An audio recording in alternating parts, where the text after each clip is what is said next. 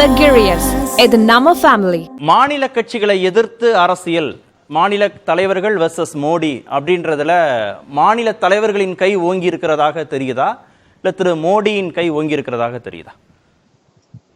மாநில கட்சிகள் அவர்கள்தான் திரு மோடியை எதிர்கொள்ள வேண்டும் அப்படிங்கிறதே காங்கிரஸ் எவ்வளவு பலவீனமாகி இருக்கிறது அப்படிங்கிறதுக்கு ஒரு உதாரணம்.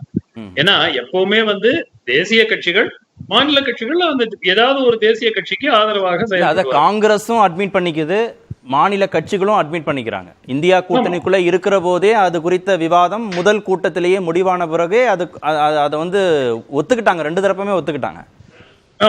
அதாவது மாநில கட்சிகள் இன்று காங்கிரஸ் பலவீனம் ஆக ஆக அவர்களுடைய சக்தி அப்படிங்கிறது இன்னும் அலையன்ஸ் கூட்டணி சக்தி கூட்டணி பலம் அப்படிங்கிறது அதிகரிக்கிறது. ஆனால் இன்றும் நீங்க பாத்தீங்கன்னா பெரும்பாலான வட மாநிலங்களில் பாஜக வெற்றி பெறக்கூடிய வாய்ப்புகள் தான் அதிகம். அதை நம்ம மறுக்க முடியாது. வட மாநிலங்களில் ஹிந்தி பெல்ட் அப்படின்னு அழைக்கப்படும் மாநிலங்களில் பாஜக மிகப்பெரிய வெற்றியா இல்ல சாதாரண வெற்றியா அப்படிங்கிற ஆர்குமெண்ட்ல தான் நம்ம போயிட்டு இருக்கோம். இல்ல அங்க ஏன் கேள்வி வருதுன்னா, பாஜக ஏற்கனவே நிறைய தொகுதிகள்ல தான் வெற்றி பெற்றிருக்கிறாங்க. என்ன கேள்வினா, இப்ப மாநில கட்சிகள் எதுக்குறாங்க பாஜகவை, கூட காங்கிரஸும் சமாதானத்துக்கு போகிற போது ஏற்கனவே பெற்ற அந்த சேச்சுரேட்டடா ஒரு வெற்றியை வச்சிருக்கிறாங்க இல்லையா, அதை அடைய முடியுமா, இல்ல அதுல இருந்து அவங்களுக்கு ஏதாவது பாதிப்புகள் வர வாய்ப்பு இருக்கா? இல்ல, பாதிப்பு வர வாய்ப்பு இருக்கிறது என்பதுதான் இந்தியா கூட்டணி நம்புவாங்க. ஆனால் ஒரே ஒரு பிரச்சனை தான், உத்தரப்பிரதேஷ் போன்ற மாநிலங்களில் பல இடங்களில் 50% அதிகமாக வாக்குகளை பாஜக பெறுகிறது. மத்திய பிரதேஷ்ல பல மாநிலங்களில் பல மாவட்டங்களில் 50% அதிகமாக பெறுகிறது. ராஜஸ்தான்ல அதே மாதிரி. சோ நீங்க 50% கிராஸ் பண்ணிட்டீங்கன்னா நீங்க யார் எவ்வளவு பேர் ஒன்னா கூடி எதிர்க்க நின்றாலும் நீங்க தான் ஜெயிக்க போறீங்க. சோ இந்த ஸ்ட்ராட்டஜி என்பது பாஜகவினுடைய வாக்கு சதவிகிதத்தை மிட் 40s கொண்டு வந்தால் நிச்சயமாக இந்த எதிர்கட்சிகளுக்கு கணிசமான அளவு ஹிந்தி பெல்ட்ல அவங்க கணிசமான அளவுல ஜெயிக்க வேண்டிய அவசியம் கிடையாது. பாஜக கிளீன் ஸ்வீப் ஆவதை தடுக்க முடியுமா? உத்தரப்பிரதேசத்துல 80 இடங்களில் 20 இடங்கள் மற்ற எதிர்கட்சிகள் வெற்றி பெற முடியுமா? பீகார்ல இருக்கக்கூடிய இடங்களில் ஒரு 20 இடங்களில் வெற்றி பெற முடியுமா? இதுதான் கணக்கு. பாஜக அறுதி பெரும்பான்மை பெறாமல் இருப்பதற்கு எதிர்கட்சிகள் செய்ய வேண்டியது இந்த 20 ஒரு 20% or 30% ஆஃப் சீட்ஸ் ஹிந்தி பெல்ட்ல எதிர்கட்சிகள் எடுத்தார்கள் என்றால் நிச்சயமா பாஜக மெஜாரிட்டி கிடைக்கிறது ரொம்ப ரொம்ப கடினம். அப்ப இவ்வளவு எதிர்ப்புக்கு பிறகும், மாநில கட்சியோட எதிர்ப்புகள், மாநில தலைவர்கள் எதிர்ப்புக்கு பிறகும், காங்கிரஸும் அவங்களோட சேர்ந்ததுக்கு பிறகும் திரு மோடியின் செல்வாக்கோ பாஜகவுடைய செல்வாக்கோ குறையல வட மாநிலங்கள்ல. சில மாநிலங்களில் பெரும்பாலான சரியில்லை. உத்தரப்பிரதேசத்துல உதாரணத்திற்கு சமாஜ்வாதி கட்சி ஒரு 15 ஆண்டுகளுக்கு முன்பு எவ்வளவு வலுவான கட்சியாக இருந்ததோ அந்த அளவுக்கு இன்று வலுவான கட்சியாக இல்லை. சோ இது சமாஜ்வாதி கட்சி தான் பிரதான எதிர்கட்சி உத்தரப்பிரதேசத்துல, அதுதான் பிரதான எதிர்கட்சி. ஆனால் முலாயம் சிங் யாதவ் காலகட்டத்தில் இருந்த சமாஜ்வாதி கட்சி அந்த அளவுக்கு இன்று வலுவான கட்சியாக இல்லை. அதே மாதிரி பீகார்ல ஆர்ஜேடி என்பது ஒரு காலகட்டத்தில் இருந்த அளவுக்கு வலுவான கட்சியாக இல்லை. அதுதான் பிரதான எதிர்கட்சி பீகார். சோ இங்கு பிராந்திய கட்சிகள் என்று எடுத்துக்கோ, மற்ற பிராந்திய கட்சிகள் எல்லாருமே கிட்டத்தட்ட ready to do deal with BJP.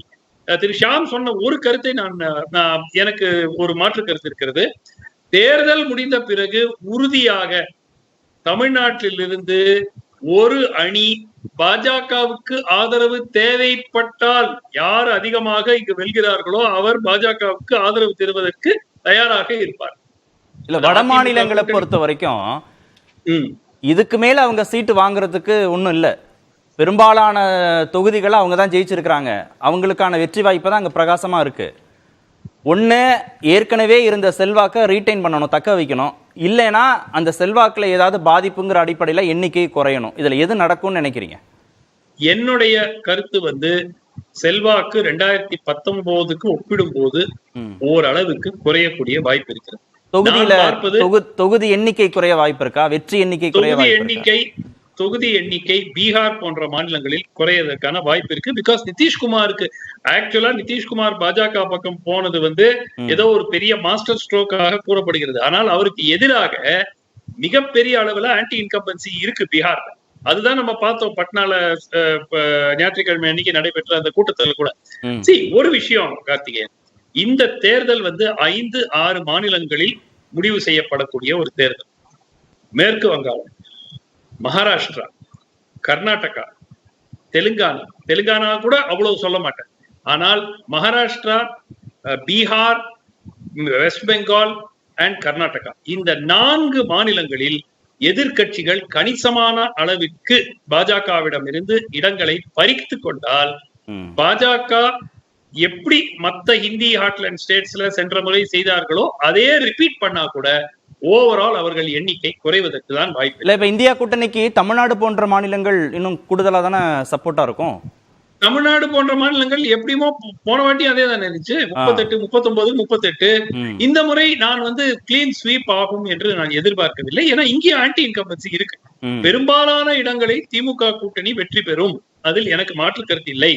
ஆனால் சென்ற முறை போல் 39க்கு 38 ஜெயிப்பார்களா என்றால் எனக்கு சந்தேகம் தான். ஏன்னா ஒரு 3 ஆண்டு காலத்துக்கு பர்டிகுலரா அந்த கடைசி 6 மாதம், ஒரு ஆண்டுகளில் நிச்சயமா ஒரு ஆன்டி இன்கம்பன்சி ஒரு அவங்களுக்கு திமுக கூட்டணி மிகப்பெரிய பலமே பிளவுபட்ட எதிர்கட்சிகள்.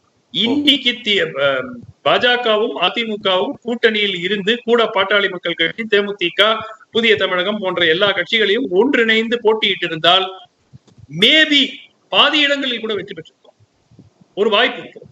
என்னை பொறுத்த வரைக்கும் உறுதியாக ஒரு 10 இடங்களில் அவர்கள் வெற்றி பெற்றிருப்பார்கள். இப்ப அந்த வாய்ப்பு இல்ல. இப்போ அந்த வாய்ப்பு மிகவும் குறைவு இல்ல. ஏன்னா ஓட்டு ஸ்பிளிட் ஆகுது இல்ல, எதிர்கட்சி வாக்கு. அன்புள்ள கிரியஸ், இது நம்ம ஃபேமிலி.